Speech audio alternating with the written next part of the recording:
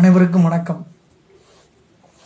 இன்னைக்கு John Quincy Adams பிறந்த தினம் என்று அமெரிக்க முன்னாள் அதிபர், அமெரிக்காவின் 6வது அதிபரும் தலைசிறந்த ராஜதந்திரியுமான ஜான் குவின்சி ஆடம்ஸ் பிறந்த தினம் என்று அமெரிக்காவின் மாசாசூசெட்ஸ் மாநிலம் பிரெய்ன்டி நகரில் 1767 பிறந்தார். நாட்டின் 2வது அதிபர் ஜான் ஆடம்ஸின் மகன். குழந்தையாக இருந்தபோது தனது தேசம் சுதந்திரம் அடைந்ததை கண்கூடாக பார்த்தவர். தந்தையின் சட்ட உதவியாளரின் உதவியுடன் ஆரம்ப கல்வியை வீட்டிலேயே கற்றார். 1779 தொடங்கி இறுதி வரை டைரி எழுதினார். அது வெறும் டைரியாக இல்லாமல் ஆரம்பகால அமெரிக்க குடியரசு வரலாற்றின் 50 தொகுதிகள் கொண்ட தகவல் களஞ்சியமாக விளங்குகிறது. இளமை காலத்தின் பெரும்பகுதி தந்தையுடன் வெளிநாட்டு பயணங்களில் கழிந்தது. பிரெஞ்சு, டச்சு, ஜெர்மன் உள்ளிட்ட ஐரோப்பிய மொழிகள், லத்தீன், கிரேக்க மொழிகளில் நிபுணத்துவம் பெற்றார். அரிஸ்டாட்டில், ஹாரஸ் போன்றோரின் படைப்புகளை மொழிபெயர்த்தார். ஹார்வர்டு கல்லூரியில் இளங்கலை, முதுகலை பட்டம் பெற்றார்.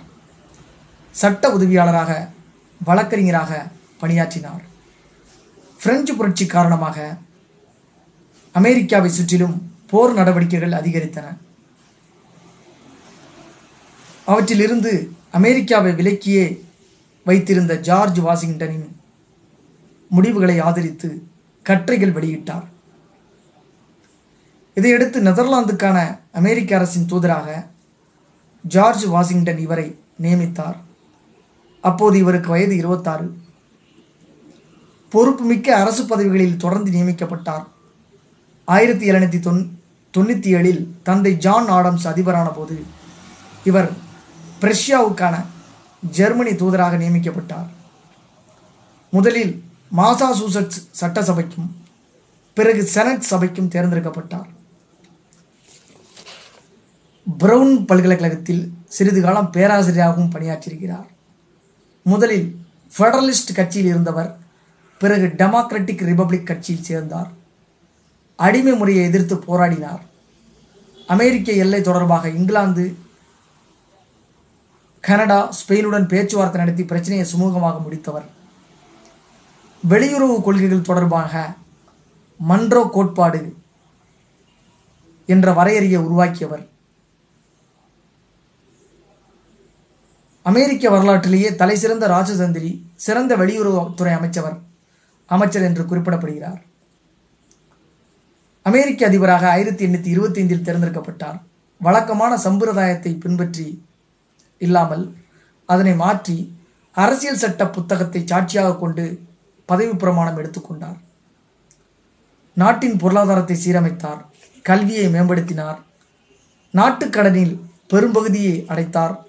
அமெரிக்காவை உலக சக்தியாக மாற்றும் பணியில் ஈடுபட்டார்.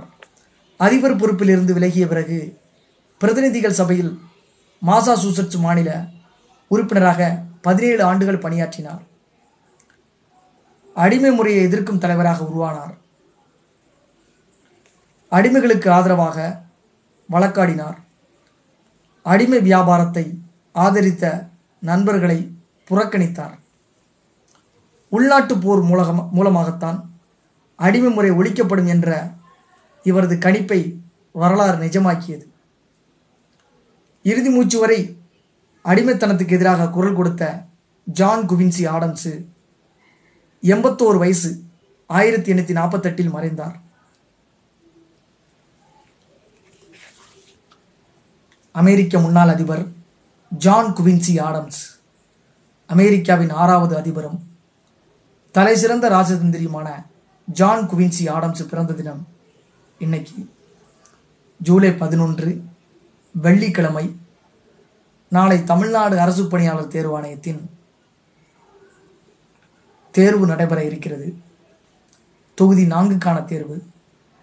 கிட்டத்தட்ட 13 லட்சத்தை தாண்டி மக்கள் எழுதுகிறாங்க.